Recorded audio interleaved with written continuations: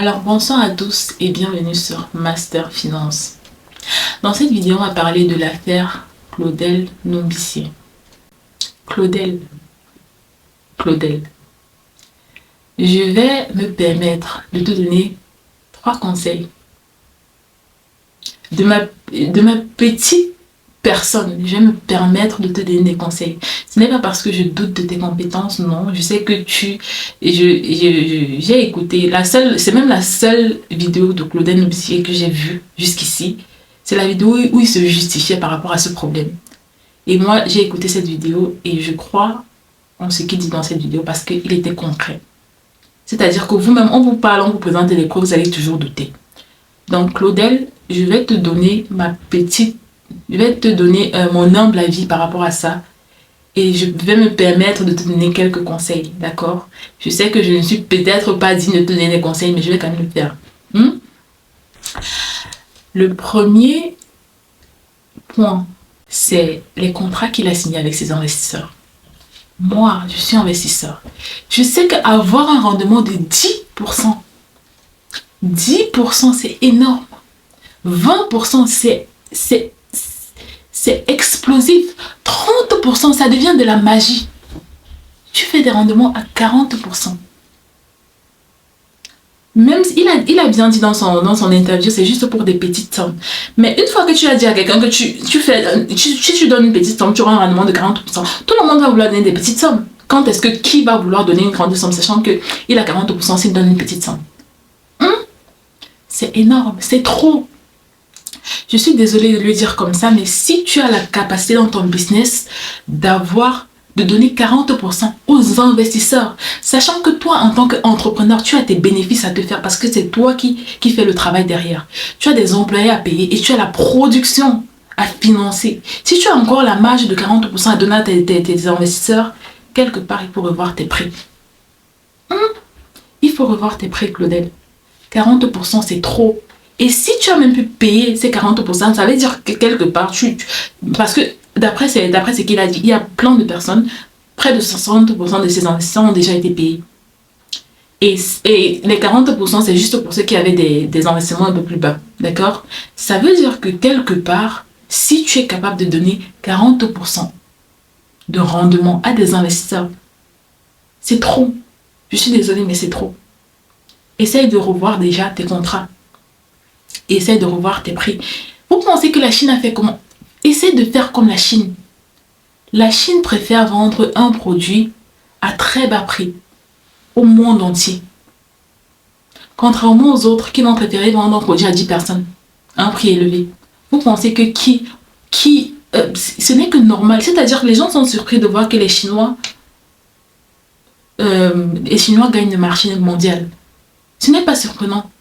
C'est naturel. Ils ont une stratégie qui prédestine leur succès. C'est naturel. Le Chinois, au lieu de vendre un produit à 10 € à 10 personnes, il va faire vendre ce produit à 1 € à 1000 personnes. Et vous remarquez qu'il aura plus de bénéfices que la personne qui a vendu à 10 €. Donc ça, c'était le premier point, Claudel. Revois tes contrats et si possible, revois tes prix. C'est mieux de réduire les bénéfices de tes investisseurs et de réduire les prix aussi de tes produits.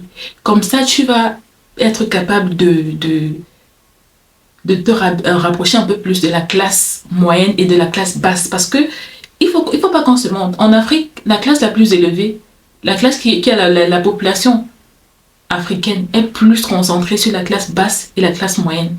Si tes produits sont plus accessibles à ces classes-là, tu auras tellement plus de succès. D'accord? Et je pense que 10%, moi, je sais pas. Les investisseurs, dites-nous dans les commentaires, est-ce que c'est facile de voir des investissements à 10%, 20%, 30%, 40%? Aïe, aïe, aïe. Ça, c'était le premier point. Le deuxième point.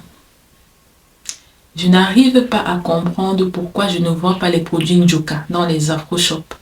Je suis tout le temps dans les afro-shops. Je suis dans les afro-shops pratiquement toutes les semaines.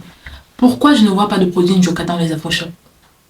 Pourquoi vous n'essayez pas d'élargir, Claudel, pourquoi tu n'essayes pas d'élargir le marché, je sais pas comment dire, d'élargir ton plan d'action? Pourquoi quand je vais dans les afro-shops, que ce soit en Allemagne, que ce soit en Belgique, que ce soit en France, que ce soit en Angleterre, je n'ai jamais vu un seul produit Njoka. Et Njoka qui est un produit qui a eu des prix. Ça veut dire que c'est un produit qui est à la base, qui est bien. Pourquoi je vais dans tous ces afro-shops-là, je ne trouve pas un seul produit Njoka? Réfléchissez dans cette perspective. Essayez de contacter les afro-shops de tout le monde entier. Essayez de commencer des... Je pense que la clientèle même la plus... Je ne vais pas dire la clientèle la plus... Vous avez une très bonne clientèle dans la diaspora. Une très bonne clientèle dans la diaspora. Pourquoi ne pas user de ça en fait? Pourquoi ne pas user de ça? Parce que la plupart du temps, quand je vais dans les afro-shops, je suis obligée d'acheter des produits d'autres machins, d'autres pays, d'autres communautés, juste parce que je ne trouve pas de produits de ma communauté. Donc je vais en acheter, même si je suis de quelle nationalité, parfois c'est même des produits qui viennent de la Chine, des produits africains qui sont produits en Chine, mais tu vas quand même acheter parce que tu n'as pas le choix. Ou des produits africains qui sont vendus par des Pakistanais ou d'autres nationalités, mais tu vas quand même acheter parce que tu n'as pas le choix. Pour penser que moi, je vais voir un produit de mon pays, de ma communauté, et je vais quand même préférer acheter un produit d'ailleurs. Non, jamais. Et personne d'ailleurs ne le fera. D'accord? Donc, essaie un peu d'élargir ton machin. Et je suppose que tu aimes déjà, tu y as déjà pensé, mais on attend, d'accord? On attend de voir les produits Njoka partout, dans tous les afro-shops. Donc, on a au moins combien? Au moins 200 afro-shops dans ce pays. Et je suis quand même partie dans plein d'afro-shops déjà. Et dans plein d'afro-shops dans les autres pays, j'ai jamais vu les produits Njoka. Donc, on attend. Je suppose déjà que c'est déjà dans ton champ de vision. Donc, on attend de voir ça. Et le troisième point. Le troisième point, c'est un point que je n'ai pas forcément abordé dans cette vidéo parce que c'est un point il a admis que sur le... Et c'est même pour ça que je crois en ce qu'il dit, d'accord?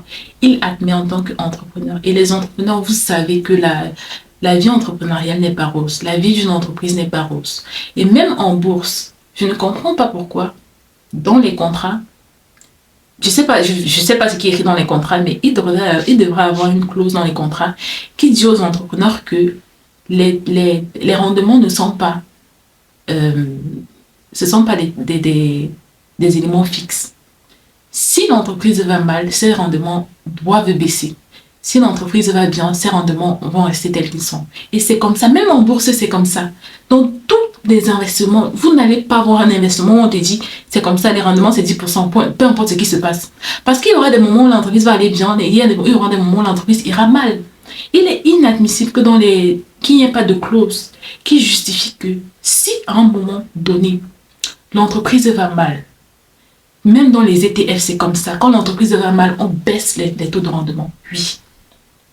Et tout le monde comprend que c'est comme ça. Parce qu'à la base, on vous dit déjà, il y aura des moments où l'entreprise ira mal, il y aura des moments, c'est naturel, c'est impossible. Même sur une période réduite, même sur 10 ans, c'est impossible qu'une entreprise n'ait pas de période où elle va mal en fait. C'est impossible, c'est carrément impossible. Donc, je ne sais pas si c'est dans tes contrats, mets une clause dans tes contrats qui stipule que c'est une chose naturelle pour une entreprise d'avoir des hauts et des bas. S'il s'avère à un moment que l'entreprise rencontre des difficultés, les rendements vont baisser jusqu'à ce que l'entreprise se soit stabilisée. C'est-à-dire, si à un moment l'entreprise rencontre des difficultés, les rendements de 10% peuvent par exemple descendre à 5%. Pendant cette période-là, si vous voulez avoir des sorties, d'accord, si vous voulez avoir des retraits, vous allez faire des retraits à 5%. Mais si vous attendez que l'entreprise se restabilise, l'entreprise pourra vous redonner votre rendement de 10%. Ça doit être clair et net pour tout le monde. Et c'est nécessaire, c'est essentiel, c'est même primordial, c'est obligatoire, ça doit être là. D'accord? Donc, c'était mes 3 petits conseils que j'avais à donner à Claudel Nobissier. Arrêtez un peu je sais même pas.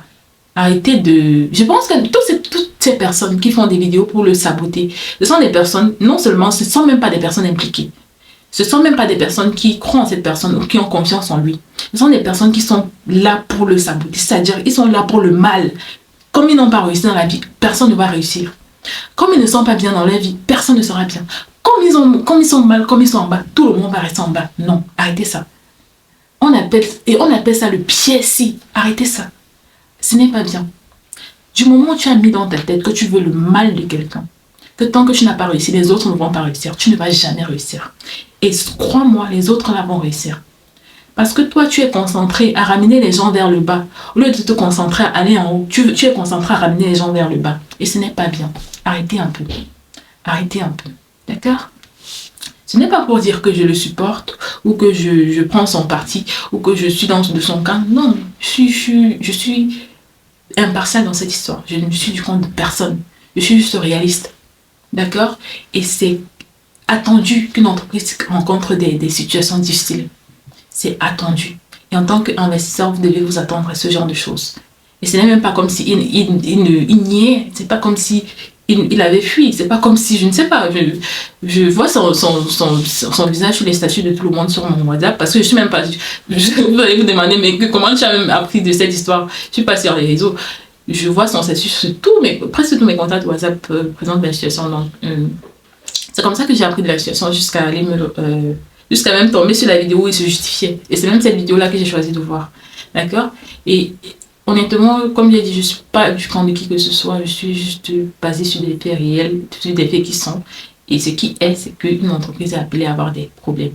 Et en tant qu'investisseur, vous devez vous attendre à ce genre de choses. D'accord? C'est tout pour cette vidéo. N'oubliez pas de liker la vidéo et de vous abonner à la chaîne. Likez la vidéo si ça vous a plu, bien sûr.